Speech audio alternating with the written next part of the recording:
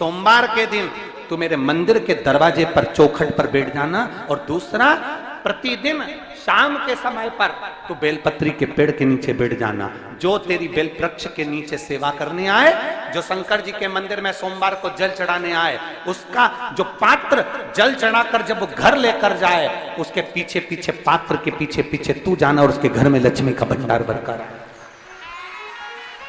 लक्ष्मी बेलपत्र के वृक्ष के नीचे तू विराजमान हो जा।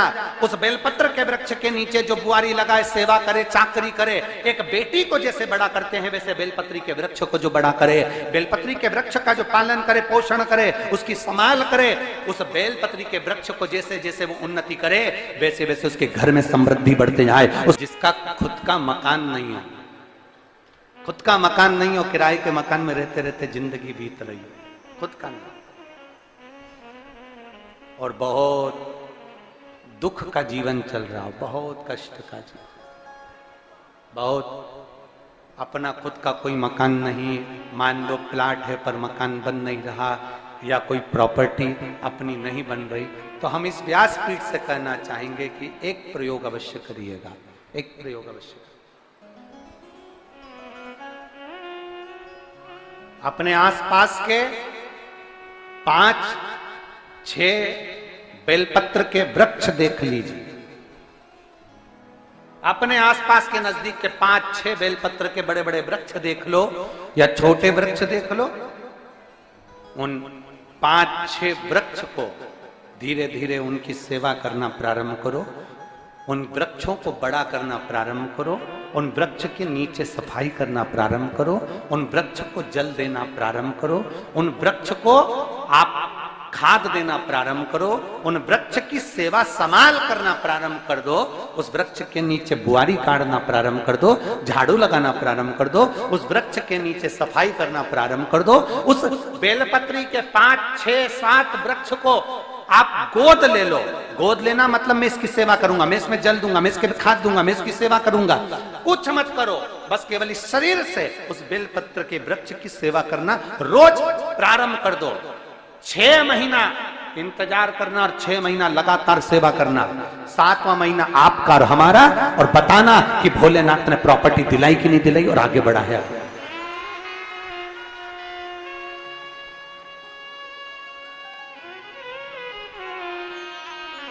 एक बेलपत्र का वृक्ष जिसके नीचे माता लक्ष्मी विराजमान होती है, एक बेलपत्र के वृक्ष के नीचे लक्ष्मी रहती है।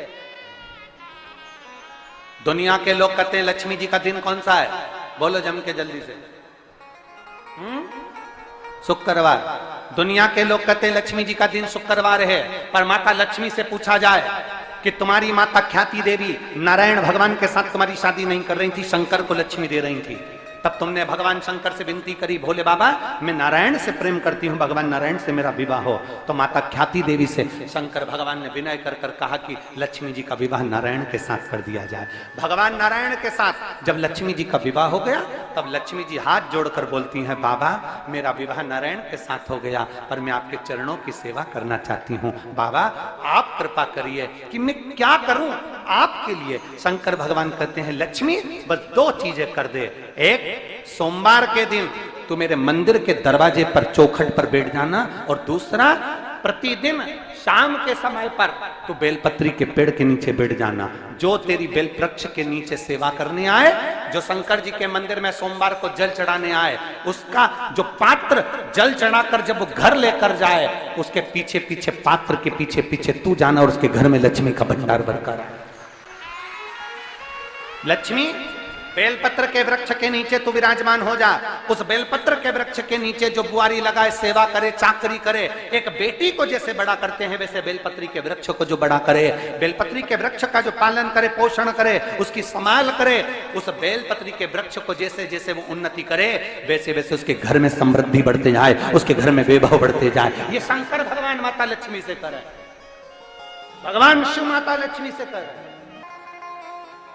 तो भस्म, अगर शिव के मंदिर में भस्म मिल जाए, शंकर पर चढ़ी हुई भस्म अगर मिल जाए तो, और अगर भस्म ना मिले ना, तो शंकर के जो शंकर भगवान का जो शिवलिंग है, शिवलिंग के आसपास में जो जलाधारी है, यहाँ अगर भस्म ना मिले तो इस जलाधारी पर अपना हाथ स्पर्श कर कर अपने तन पर उसको लगाकर जरूर आओ। भस्म एक शंकर पर चढ़ा हुआ जल, दूसरे नंबर पर है शंकर पर चढ़ी हुई भस्म। ये दो स्पर्श जरूर, स्पर्श। एक भस्म का एक बड़ा सुंदर चरित्र आता है। दूसरा, जिस भूमि पर बैठकर कथा सुनो उसकी रज को अपने मस्तक पर थोड़ा सा लगाकर अवश्य जाओ, वो जीवन का एक आनंद है। और शंकर के मंदिर में जाओ तो दो चीजें अवश्य लेकर आओ। पहला, शंकर जी पे चढ़ा हुआ, जम के बोलो, जल अवश्य लेकर आओ। क्योंकि जब तुम जल लेकर आते हो, पात्र लेकर आते हो, तो मेरा महादेव लक्ष्मी जी को तुम्हारे पीछे पीछे तुम्हारे घर तक भेज देगा। चढ़ी हुई बेलपत्र मत खाओ, लोग कहेंगे शंकर पर चढ़ा हुआ ये मत खाओ। हम इस व्यासपीठ से निवेदन करना चाहेंगे कि आप अगर दिल रखकर अपने बाबा से कहोगे ना, तो बाबा पर चढ़ा हुआ जो जल है ना, वो जल साधारण नहीं रहता। मेरा भोलेनाथ जब दुनिया को अमृत देता है तो तुमको भी अमृत दे देता है। दो चीजें कभी मत छोड़ो। अगर मंदिर में गए हो तो दो चीजें कभी मत छोड़ो। कथा में गए हो तो दो चीजें कभी मत छोड़ो। एक, कथा श्रवण करना। दूसरा, जहां कथा बैठकर सुनते हैं वहां की रज को अपने मस्तक पर लगाना। कथा सुनने के बाद आप यहां से जाओ, भले दरी बिछी है, आसन बिछा है, कारपेट बिछा है, उस पर अपना हाथ फेर कर उस रज को अपने मस्तक पर जरूर लगाओ। क्योंकि शिव पुराण में, भागवत पुराण में, स्कंद पुराण में, कुर्म पुराण में, नर्मदा पुराण में, लिंग पुराण में, नारद पुराण में, ब्रह्म वैवर्त पुराण में, जितनी भी पुराणे हैं, सब पुराणों में लिखा है कि जिस स्थान पर बैठकर हम भगवान की कथा को सुनते हैं, उनको याद करते हैं, जितनी देर हम उनको याद करते हैं उतनी देर वो परमात्मा उस स्थान पर बैठा हुआ रहता है। हाथ रखकर बोलना, शंकर भगवान से तुम्हारा रिश्ता कौन सा? शिव जी से आपका कौन सा रिश्ता?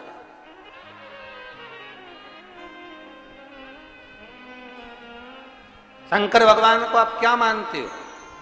हमने आपको एक संबंध बताया था कि सीहोर कुबेरेश्वर धाम आपका मायका है, तो हम आपके भाई हैं, तो शंकर भगवान आपके पिता हैं, आपके बाप हैं, आपका बाबा है, आपका दादा है।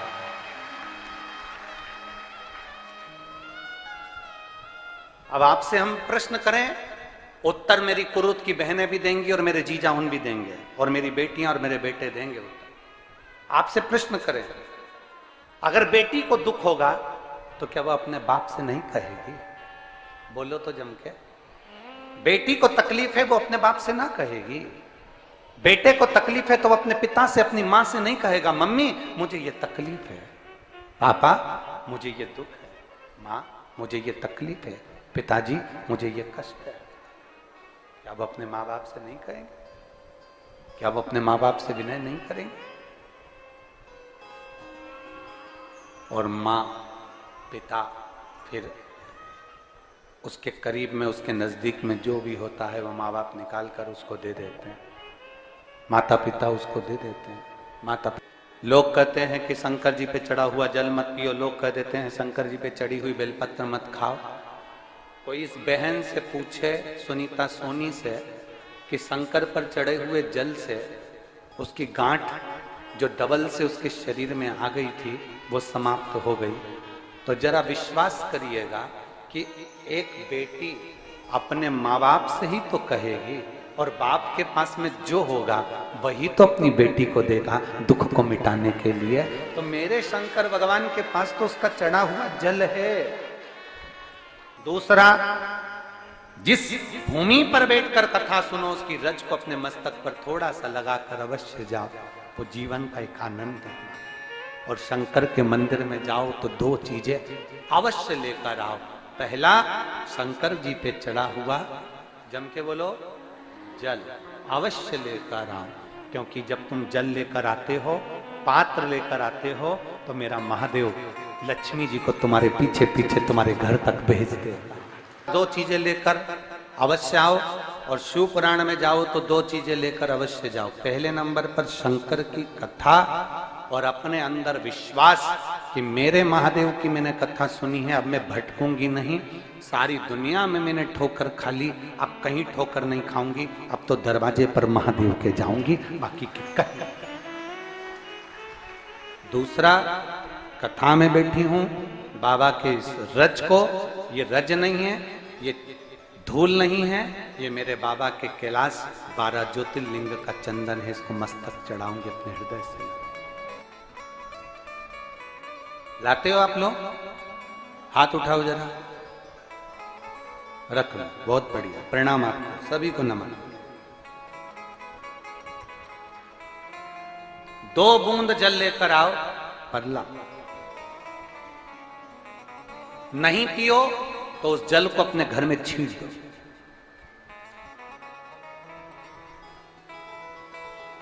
नहीं पी सकते, उस जल को छींट दो। सारे घर के लोग नहीं पी रहे, उस जल को मटके में डाल दो, हंडे में डाल दो। 2 बूंद जल हंडे में डाला, सब पी गई। आपको अलग अलग किसी को देने की जरूरत नहीं पड़ी, किसी को नहीं। हंडे में डाल दो, मटके में डाल दो, सब उस पानी को पीना रात।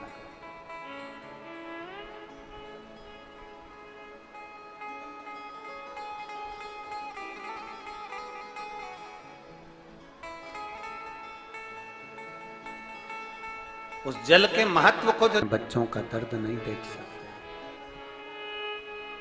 जब माता पिता अपने बच्चों का दर्द नहीं देख सकते, तो देव अधिदेव महादेव तुम्हारा दर्द कैसे देखेंगे? वो भी तो काटेंगे तुमको, वो भी तो कष्ट मिटाएंगे। 2 चीजें कथा में जाकर ले। एक, जहां जगह मिल जाए वहां बैठकर कथा सुनो। धूप लगे, पंडालों की इतनी व्यवस्था नहीं हो पाती है, पंडाल लगाने वाले, टेंट लगाने वाले टेंट लगा लगा के थक जाते हैं, तो अपने साथ एक छाता लेकर चलो।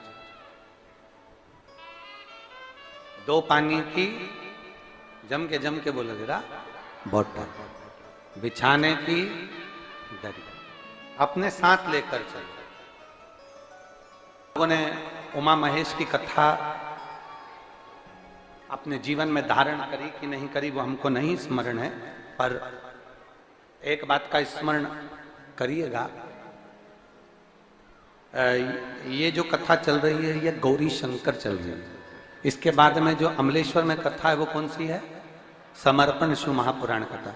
उस समर्पण शिव महापुराण की कथा जब 2 तारीख को विराम हो जाएगी, तब उसके बाद में जो कथा 6 जून को प्रारंभ होगी सोलापुर महाराष्ट्र में, उस कथा का नाम रहेगा उमा महेश शिव महापुराण की कथा। उसको जरूर सुनो। सोलापुर में जो 6 जून से कथा होगी उसका नाम उमा महेश शिव महापुराण। उसको सुनना, श्रवण करना, उसको धारण करना है। उसमें इतने प्रश्न माता उमा ने भगवान महेश से करे हैं, और महेश भगवान शंकर उसका हर प्रश्न का उत्तर दे रहा है। भगवान महेश, भगवान शंकर हर प्रश्न का। बाबा बोले माता उमा ने भगवान शिव जी से, महेश भगवान से, भगवान शंकर से करेंगे, बाबा भोलेनाथ जी बताओ, संसार में जन्म लेने वाले व्यक्ति के जीवन में उसके भाग्य में अगर सुख नहीं है, उसके भाग्य में खुशियां नहीं है, उसके भाग्य में कोई अच्छा है ही नहीं, तो वो जीव क्या करेगा? वो जीव क्या करेगा?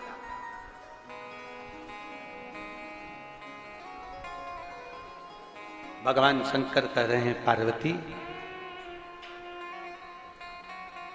संसार में जन्म लेने वाला मनुष्य अगर उसके भाग्य में सुख नहीं, उसके भाग्य में अगर खुशियां नहीं है, उसके भाग्य में अगर सुख नहीं है, उसके भाग्य में अगर अच्छा नहीं है, पत्रिका दिखा ली सुख नहीं है, कार्य कर देख लिया सुख नहीं है, तकलीफ उसकी जिंदगी में चल ही चल रही है, तो भगवान शंकर कहते हैं, भगवान महेश कहते हैं, उमा, उस मनुष्य को दूसरे का